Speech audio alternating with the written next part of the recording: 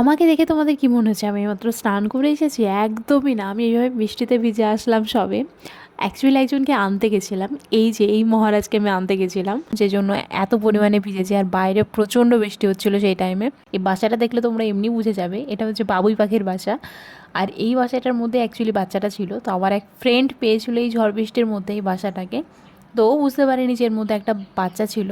তো বাড়িতে না দুদিন পর ওরা টের পায় যে এর মধ্যে একটা বাচ্চা রয়েছে। তো যেহেতু আমার কাছে এর আগে বদ্রি পাখি ছিল, যে কারণে ও আমাকেই বলে যে আমি পাখিটাকে নেবো কিনা। আমি ভাবলাম যে চলো ঠিক আছে, আমি ওকে তাহলে এনে রাখি, কারণ ওর কাছে থাকলে হয়তো ও সেইভাবে দেখভাল করতে পারতো না।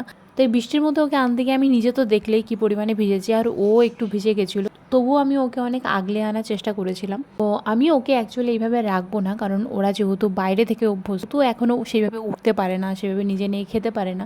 তো আমি ওকে কয়েকদিন খাওয়াই, তারপর আস্তে আস্তে ও যখন ভালো মতো ওরা শিখে যাবে তখন আমি আবার ওকে ছেড়ে দেবো। তো যদি তোমাদের ভিডিওটা ভালো লেগে থাকে অবশ্যই কিন্তু একটা লাইক করে দিও।